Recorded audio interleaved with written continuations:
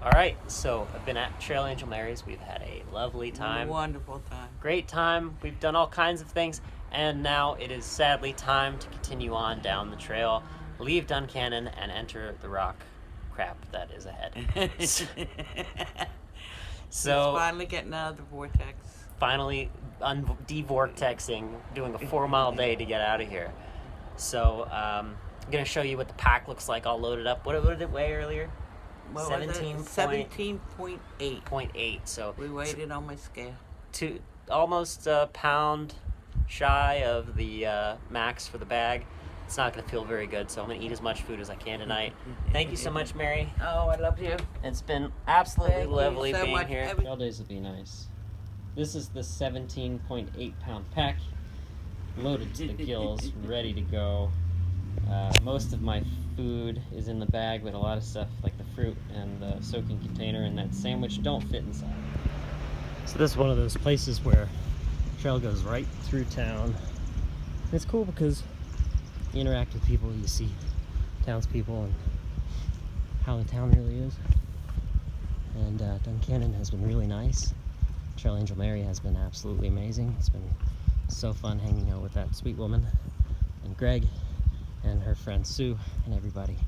So it's hard to leave town like this, but going out again on my own and looking forward to the next thing, even though it's supposed to be rocky and just terrible. So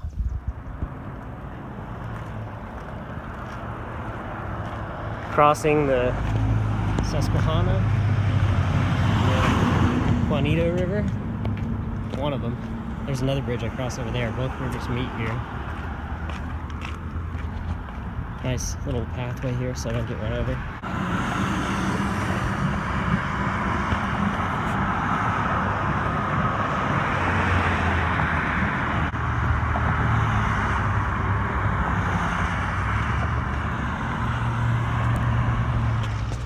So, got to cross the bridge, cross 3 sets of train tracks here, and I've now gotten back to the trail. Just starts here, set of steps, and straight up the mountain. So, that's fun. So, this part of the video is for Wayne Human. Comments on everything, super helpful, very active participant in the channel, on the channel. Wayne, you asked, how did you get your name? And can you do a segment on how other people you know got their names? If I hear some good stories and people seem fun and open to that stuff, I will do it. But I can't answer how I got my name. So as I walk up this hill here, I think it's the perfect time to explain how I got Songbird. It was 2016. I was a thru hiker, hiking for the first time on the Appalachian Trail, and I almost quit on day 4. 4 days in, I'm rained on, cold, wet, dead of summer, still cold, coming down Blood Mountain, tallest mountain in Georgia, and probably 30 miles in, I thought, this is stupid. I'm not having fun. I'm tired. My legs hurt. I'm done. I want to go home. So I get to this hostel, or this gear shop, and a hostel. It's both things, and kind of walk through it on the trail. There's an archway, hostel's on the left, gear shop's on the right. And I walk into the store, and my plan is I'm gonna mill around for a little while and call someone, get a ride back, or just find a way back to the city I live in at the time. Like, all right, I think I'm done. This guy, tall, red hair, curly, walks up to me. He works there. He goes, "Man, you look like you need a pizza, bro." I go, "Yes, I do need a pizza, thank you." He bakes it for me, puts it on top of the box, puts it in my lap. I ate the whole thing, and I felt better. Drank a Coke, and I was sitting there enjoying myself. This guy comes up to me and goes, "Hey, man, are you hiking north?" And I go, "Yeah." He goes, "Oh, so are we." And I'm talking to him for a little bit, and he's kind of acting kind of nervous and weird. And then he goes, "Well," it's like he's asking me out on a date. He goes, "Well, do you want to hike together?" I said, yes, yes I do. And my first trail family was formed. At that time, his name is now Sexy Jesus. I called him Five Mountain when we hiked together. He and Bearbane, who was known as Mouse at the time, joined me. We got in a group together and we hiked a good, I'd say 500 miles together, something like that. Bearbane ended up getting off for his knee problems.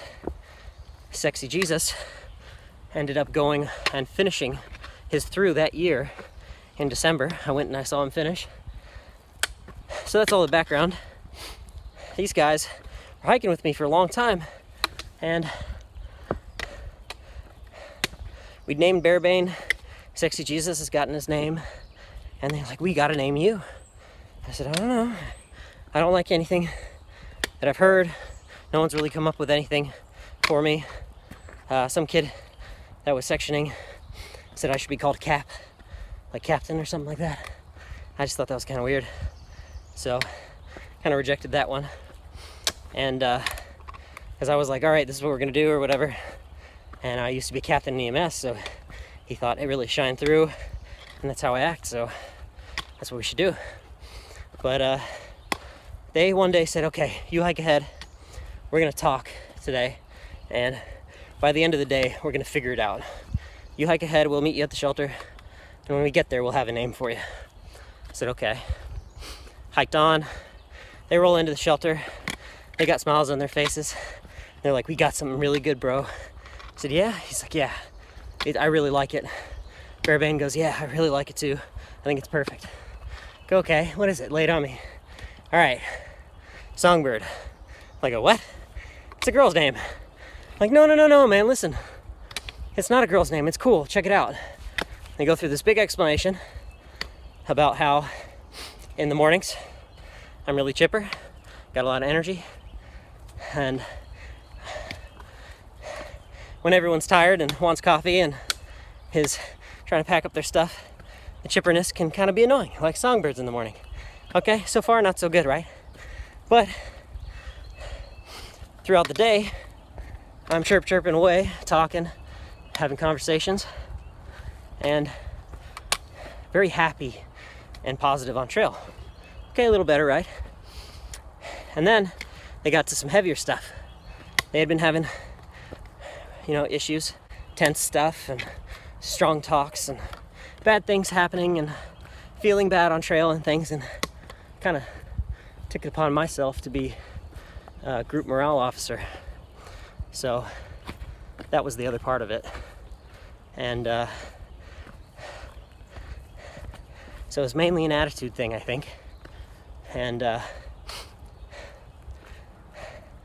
just really grew to like it. And I thought that the name meant that I should try to embrace that part of myself and be a more positive, happy person and kind of spread joy and try to make people's days better.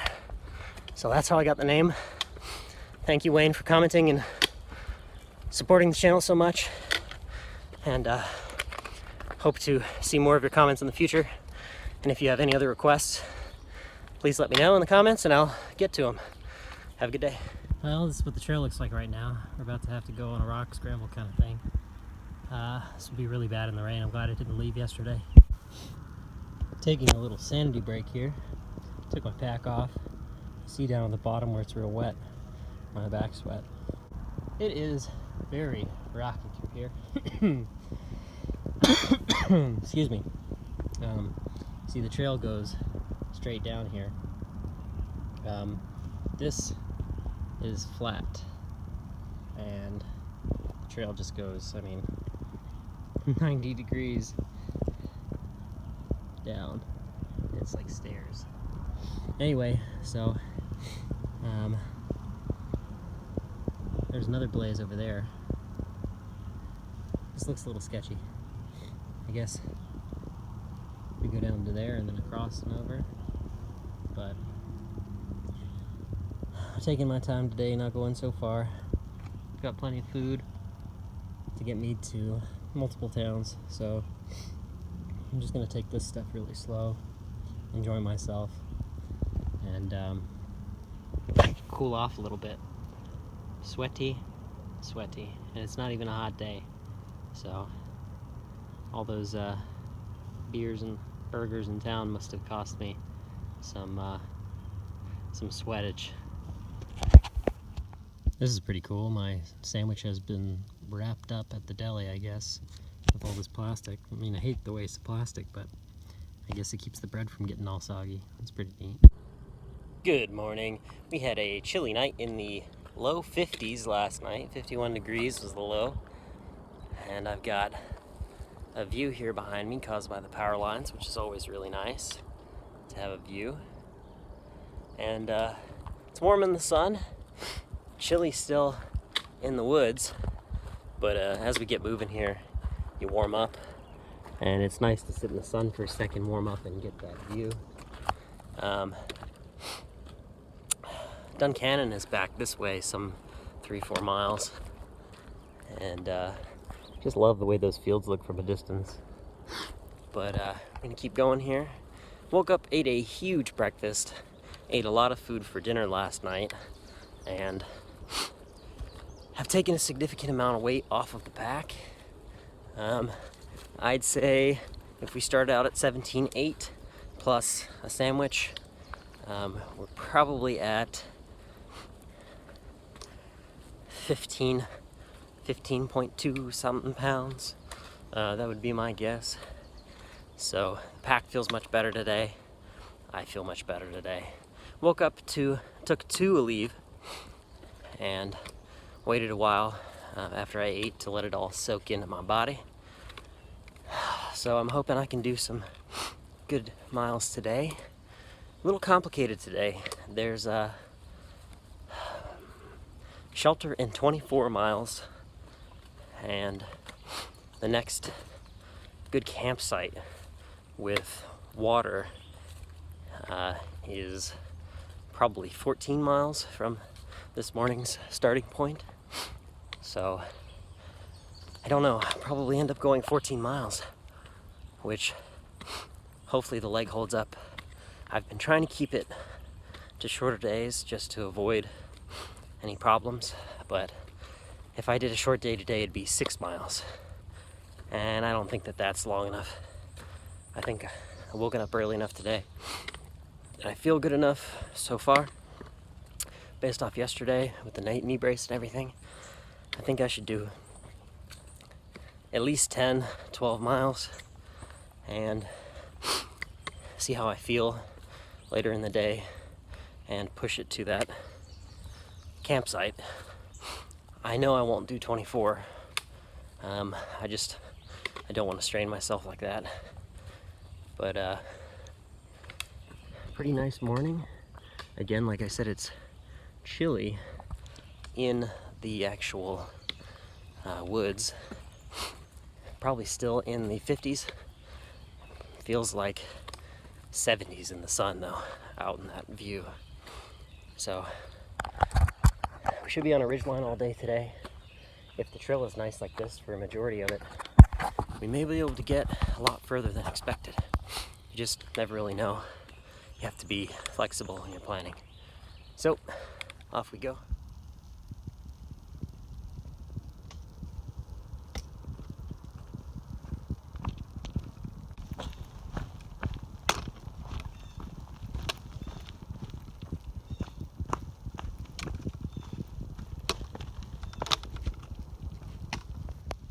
So I guess we've done 3 miles already or something, maybe a little more. And it was 6 miles to that next shelter, so I guess we've done 3 exactly. Another road crossing in 9 miles. So we'll probably hit that today at least. And a view in 2 miles, so excited to see what that looks like. And this is the Table Rock overlook.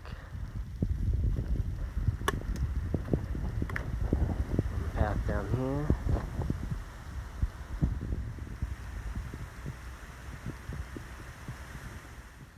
Hey, so I'm sitting here at the shelter, 6 miles from where I started today, And it's a really nice shelter. I want to show you around here in a second.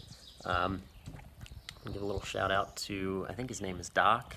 Nice guy. He had some extra water coming up from the spring. He said it was a really steep downhill, and he had extra, and he basically was able to top off my liter. He wasn't going to carry the extra water, but instead of pouring it out, he gave it to me. Stuff like that, it's really nice. People on the trail help you out, help each other out. It's a good group of people. I guess they've been hiking together for a while, and it's just kind of fun to run into those groups and kind of try to break in and have some conversations and stuff. Even if you don't ever see them again, it's something about community on trail, you know, and everyone's out here for the same reasons. So, but just ate a bar for a snack. Normally I wouldn't buy bars, but because it's just easier to make your own trail mix and cheaper in the long run, I think. Finally, I've eaten enough food that all of my stuff fits in my food bag, and it's still pretty tight at the top, so pretty happy about that at least. Don't have to carry a bunch of food on the outside pockets. But anyway, I'm sitting here at the shelter table. These rings are from people putting alcohol stoves down, and they pour alcohol all around. This one's really bad. They pour alcohol all around the stove and light it so that it gets hot faster and primes the alcohol stove faster. If you've never used an alcohol stove, priming is how long it takes. It's like 30 seconds or something to, sometimes a minute, to get the alcohol to a temperature where it's off gassing and the stove functions properly, where the fuel comes out of the jets, the flames come out of the jets and stuff. So it's really destructive to the tables, and it makes it uneven, and it, you know, it's kind of not, I mean, it's kind of cool sometimes to look at it, but in the long run, it's not very good for the shelter floor or anywhere where people have cooked. You can see over here as well, it's happened, and it's not like it's going to start a fire necessarily or anything, but it takes a couple seconds extra just to wait for the stove to get hot. In the winter, it can be kind of frustrating. I think that's when a lot of people actually do prime it that way. But the work that goes into these shelters, just if you're going to do this, guys, if you're going to prime your stove this way, carry a square of foil or like a little pan for it to sit in, you know, like a little, I mean, couple grams of titanium foil or aluminum foil. Use your windscreen or something. Just don't burn the wood. I mean, every piece of this shelter had to be packed in here, so I think it's pretty important to help take care of it. Okay. Anyway, so here you see this is really nice because the table's here. A lot of shelters don't have this. You can pull it down and cover off this area to make it warmer in the winter and really bad weather. Give you a little bit more protection. This is one of the nicest shelters I've seen as far as accommodations, sleeping accommodations. You got standing room here, probably room for 10 people on the bottom floor. You have an entire upstairs, which probably has room for just as many. And nice high ceilings, lots of hooks to hang stuff from if you want to hang your packs so the mice can't get to them. You see these posts here sticking out of the pegs, I guess, sticking out of this board. And just a really nice shelter. They obviously take a lot of effort. It obviously takes a lot of effort to clean this up and take care of it. So there's a locked box here where they keep, you know, probably brooms and tools and things. And most shelters will have a broom or two. There's a broom up there. There's a little hand broom there. So you can clear off the floor and make sure there's nothing sharp or any dirt or anything to get your gear either punctured, you know, ripped or anything like that. And these nice wood floors, I mean, someone has to come in here every once in a while and make sure that these are nice and flat and level and polished up, and they probably restain them and paint them. Many of these shelters will have trail registers, which they left here, and you can sign in and put it back, and people behind you will see that you were there at a certain time, and it's kind of like a network. Communication network. You can leave notes about what happened at the shelter, if there were sketchy people or sketchy animals or whatever, if there are a lot of mice or snakes, and you can read through those logs and see, you know, whether the creek is flowing at certain times of year and stuff. It's a very handy tool to have as a hiker, to have access to that information over time and see where your friends are and stuff. And a lot of the shelters in PA have had maps. which can be handy, I guess, if people aren't prepared with gut hook or a trail guide. But like I said, this is, you know, one of the nicer shelters I've been to, and it's important to take care of these places, you know, because this is all done by volunteers. It's all maintained by volunteers, and they're really special. And a lot of hikers, through hikers, section hikers, whatever, a lot of hikers use these, and it makes their lives a hell of a lot easier. Anyway, if you're hiking or through hiking, just think about the times when you've come into a shelter and there's been garbage strewn all over it and you've needed to pick it up in order to put your stuff down. You know, think about the times where you've gone to go find a place to go to the bathroom in the woods during the day and you've stepped in or near or found someone else's like barely covered leaf, you know, poop pile. It's not very nice, and you gotta leave things for the people that come behind you, you know?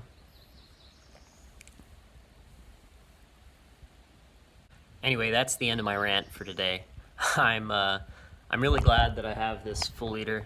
I've been sitting here sipping a little bit of it. I think I've drank a half of a liter bottle since I got here. So I'm gonna move on soon. I'm probably gonna have to do another 6 miles at least just to find a suitable place to camp. The next shelter is 17 miles from here. So that shows you, like, people maybe want to shelter hop, and when you're in really good shape, you definitely can. You can go those big mileage days and shelter hop, but sometimes you get caught out. Sometimes the shelter's full. Sometimes the shelter's just too far away to do for the condition that you're in. So it's important to have the ability to have your own shelter. It's important to have the ability to erect some kind of structure with a tarp, bivvy, you know, tent poles, tent, and rain fly, where you have the ability to sleep out. When it's nice, you can cowboy camp, but a lot of days in the summer, it's gonna be raining on you on the AT. So you really have to not leave that stuff behind. It's a safety thing. It's a convenience and a comfort thing. Just, you know, you have to have a shelter of some kind, and it doesn't matter really what it is as long as you're able to use it competently and you're able to create that little microclimate for yourself where you're warm and you're dry and you don't really have to worry about what's going on outside. This is probably a good time to say thank you to all the shelter maintainers. You make our lives much easier hiking long distances on the AT. And I think I'm gonna stop procrastinating here and keep hiking. I haven't really checked the time yet, but it's probably somewhere around noon, and I better get rolling if I want to get to a campsite that has water. It's really very nice to not have to carry a bunch of extra water and dry camp and then wake up and be thirsty and have to hike to a water source. It's not ideal. So it's nice to be able to wake up somewhere and you have a spring that's close by and, you know, good suitable campground and stuff. And when I say campground, I mean like a campsite as in not like cars and all that, not like a campsite in like a popular, you know, place, but flat ground where there are some already established open areas where other people have tented in the past, and where you're having the ability to set your stuff up and not have to worry about, you know, making new open area. A lot of people call it stealth camping or wild camping. Sometimes people will call it just stealthing. In 2016, it was super popular to call camping stealth camping, anywhere away, like dispersed camping away from a shelter. I've always thought that's a little goofy. You're just camping.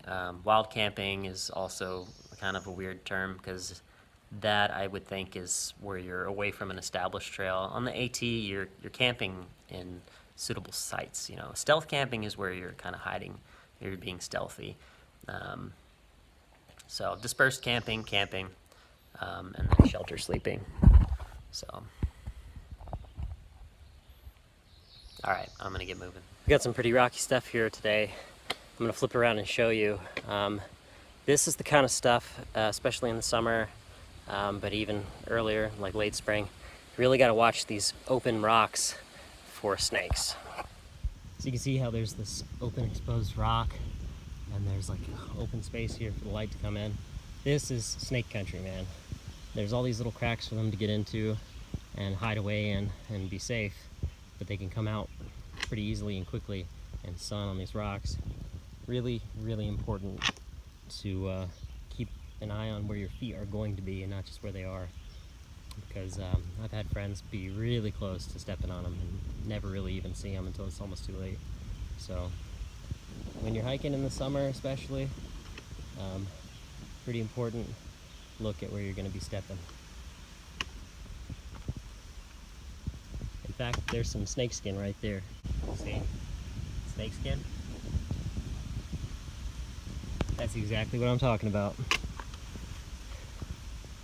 Wherever the sun hits the rocks for a couple hours a day, like here, you're gonna have snakes. So I'm gonna put my phone away and be careful. There's more snake skins.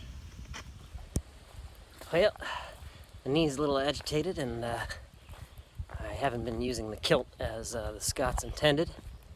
So I got sweaty and chafe has struck. Should have taken them off, man. Completely forgot.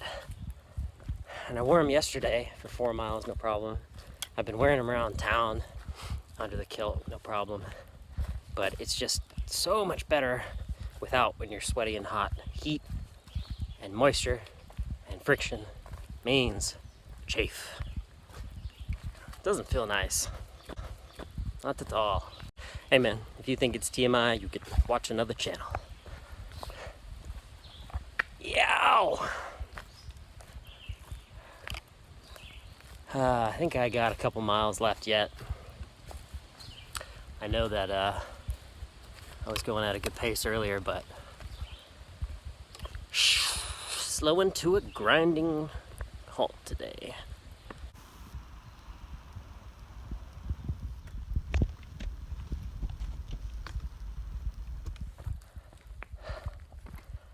Oh, that uphill killed me, dude. Oh. But the chafe is better. Took those roos off and enjoying the benefits of increased ventilation. Whew. Camera looks like it's all foggy. It's a little humid. Nicer now that I'm up on top of this hill and the wind's kind of blowing a little bit better. It's going to be a nice campsite if it's warm tonight. I'm hoping that with the increase in wind up here, a little bit higher wind gusts, will drive them away because they are driving me nuts. I'm calling them sticky flies. They land on you and you can blow on them, you can flick them, they don't move, they just stick there. And I've killed probably 400 of them since earlier today. I am beat.